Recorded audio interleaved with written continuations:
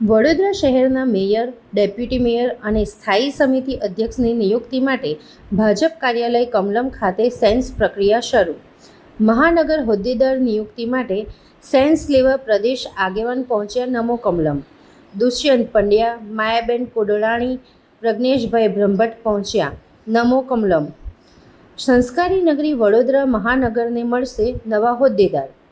વડોદરા મહાનગરપાલિકા mayor, deputy mayor, સ્થાયી સમિતિ અધ્યક્ષ, દંડક અને પક્ષના નેતાઓની થશે વરણી. મહાનગરપાલિકા હોદ્દેદાર માટે વોર્ડ પ્રમુખ, મહામંત્રી, નવા ચૂંટાયેલ કાઉન્સિલર, પ્રદેશ કારોબારી સભ્ય, ધારાસભ્ય, પદાધિકારીઓ અને સાંસદ આપશે સેન્સ.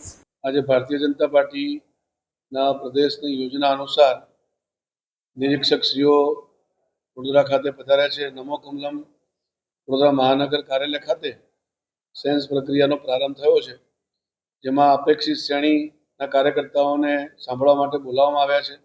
જેમાં વોર્ડ પ્રમુખ, મહામંત્રી શ્રી, જનપ્રતિનિધિઓ જે હમણાં ચૂંટાયા છે તાજેતરમાં, એમને પણ બોલાવ્યા છે. પ્રદેશના હોદ્દેદારો જે મહાનગરમાં રહે છે, સાથે સાથે સાંસદશ્રી, ધારાસભ્યશ્રી અને સંગઠનની મુખ્ય ટીમ, આ સૌને નિરીક્ષકશ્રીઓ સાંભળવાના છે.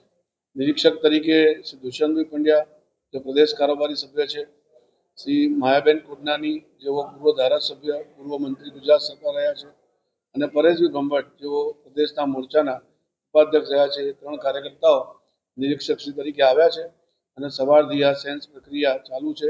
સૌને સાંભળવામાં આવે છે. ત્યારબાદ એનો અહેવાલ તૈયાર કરી અને પ્રદેશ પાર્લામેન્ટરી બોર્ડની સમક્ષ એમનો અહેવાલ સુપ્રત કરશે.